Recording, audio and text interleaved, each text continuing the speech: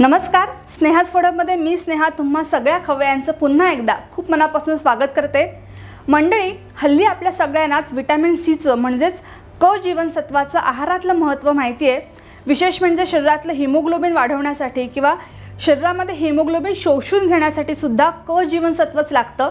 त्याबद्दल फारसं सांगायची गरज नाही आहे। तर लिंबापेक्षा सुद्धा जास्त विटॅमिन सी असलेल्या आवळ्याची रेसिपी आज आपण पाहणार आहोत। आपल्याकडे घरी कधी लिंबू असतं नसतं, पण आवळ्याचं लोणचं जर का करून ठेवलं तर ते रोजच्या आहारात समाविष्ट करता येतं। विशेषतः शाकाहारी लोकांना हिमोग्लोबिन कमी असण्याची समस्या असते बरेचदा। त्यांनी रोज हे लोणचं खावं आणि पहा तुमचं हिमोग्लोबिन नक्कीच वाढेल।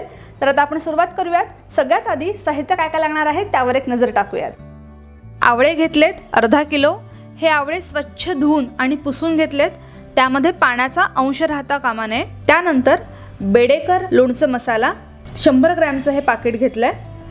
तेल 1 कप, मोहरी 1 चमचा, हिंग अर्धा चमचा, हळद अर्धा चमचा, काश्मीरी लाल तिखट 1 चमचा, गूळ 2 वाट्या, 6 लिंबांचा रस आणि मीठ 1 टेबलस्पून। सगळ्यात आधी आवळ्याच्या लहान लहान फोडी करून घेऊयात। आता आवळ्याची जी ही शीर दिसते त्यावर सुरीने चीर दिली की तो व्यवस्थित मधोमध नीट कापला जातो आणि मग त्याची बी सुद्धा सहज बाजूला होते। आवळ्याच्या शक्यतो लहान फोडी करायच्या म्हणजे मसाला त्यामध्ये छान मुरतो। अशा प्रकारे सगळ्या बिया काढून या आवळ्यांच्या लहान फोडी आपल्याला करून घ्यायच्या आहेत। यानंतर आवळ्यावरती आपल्याला घालायची आहे हळद आणि बेडेकर लोणचं मसाला। हे 100 ग्रॅमचं पाकिट आहे, त्यातलं पाऊण पॅकेट म्हणजे 75 ग्रॅम, अर्ध्यापेक्षा थोडंसं जास्त मसाला मी यामध्ये घालणार आहे।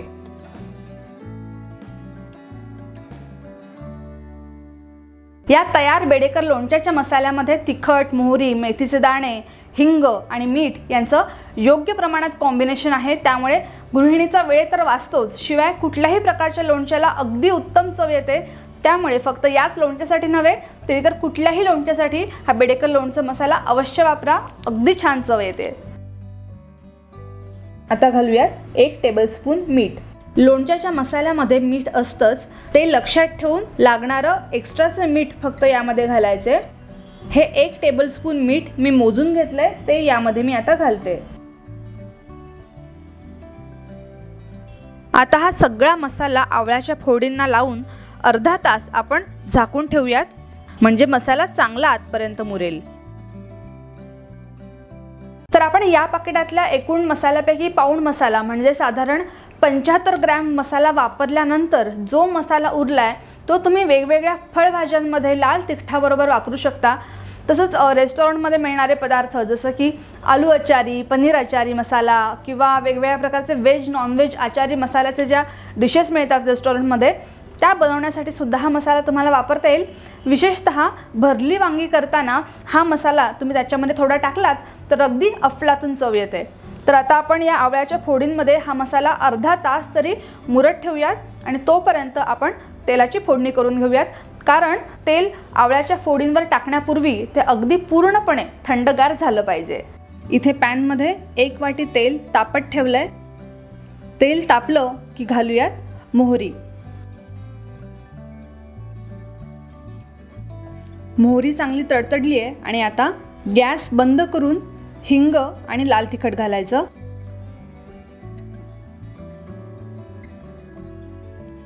गॅस बंद केल्यानंतर साधारण 10 ते 12 सेकंद थांबायचं आणि मगच हिंग आणि तिखट घालायचं, नाहीतर ते जळून जाईल। आता ही फोडणी पूर्णपणे थंड होऊ देत आणि मग पुढची कृती करूयात।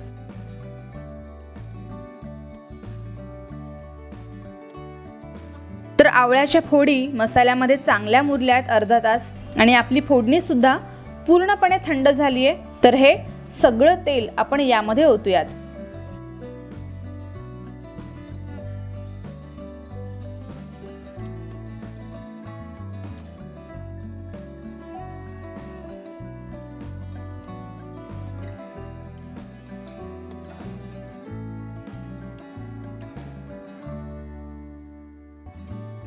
आता घालूयात 2 वाट्या गूळ।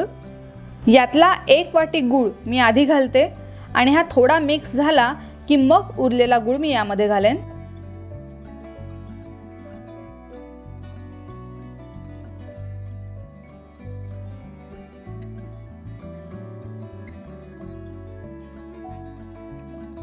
यानंतर हा 6 लिंबाचा रस काढून घेतलाय तो यामध्ये घालूयात।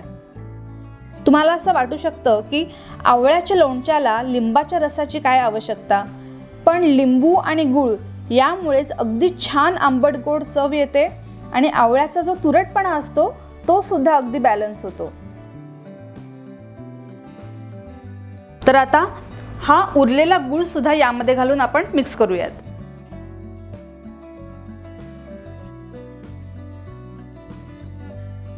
मस्त लाल भडक रंग आलाय आणि लोणच्याचा सुवास सुद्धा छान दरवळतोय आणि आपलं हे आवळ्याचं झटपट लोणचं तयार आहे। जसजसं हे मुरेल तसतशी त्याची चव वाढत जाईल। आवळ्याच्या फोडींमध्ये गूळ मसाला अगदी छान मुरेल। हे लोणचं वर्षभर छान टिकतं। साठवताना ते घट्ट झाकणाच्या काचेच्या बरणीमध्ये ठेवा। तर ही रेसिपी नक्की करून पहा, कारण खूप खूप पोषण मूल्यांनी भरपूर अशी आहे। हा व्हिडिओ आवडला असेल तर लाईक करा, शेअर करा आणि चॅनलला सबस्क्राईब करा। लवकरच भेटूयात एका नवीन रेसिपी बरोबर। धन्यवाद।